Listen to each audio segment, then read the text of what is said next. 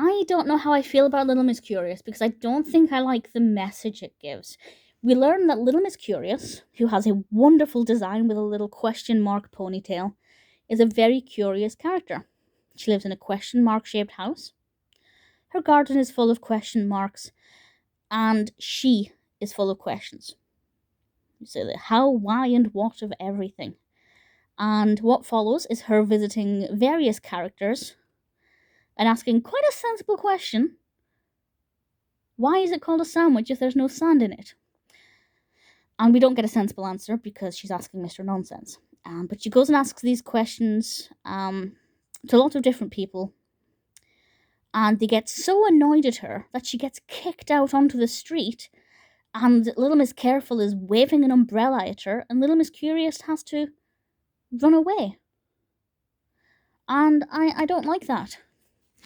I don't like the fact that this character is basically being made fun of and being punished for being curious. Obviously, there are children who will ask why to every single question, and it is annoying, and there needs to come a time when they need to pipe down. But at the same time, I don't think any child should be punished for having a curious nature, because that's how we learn. We learn by asking, we learn by exploring. And this book is basically saying it's bad to ask questions. Obviously, to an adult reading this, the message is clear that it's bad to ask questions repeatedly and constantly and never letting up.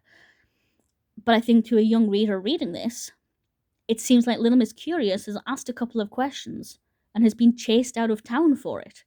And that's a terrible message. So I really like the character. I love the design of her.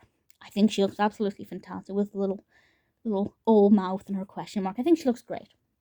But I think the message is appalling, because it's basically telling children they shouldn't ask questions.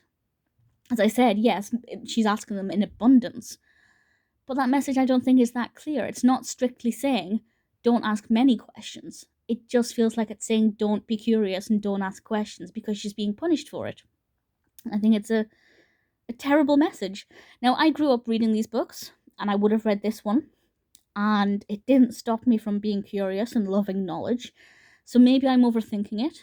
Maybe the average child will not be traumatized by it and they'll not stop asking questions, much to their parents' delight, I'm sure. But even if it stops one child from being curious about the world around them, it's done a bad thing. So honestly, I have to say, it's rare that a Mr. Men and Little Miss book is actually giving a really bad message. But with Little Miss Curious, I feel like it's completely gone the wrong way and is giving out a really terrible message.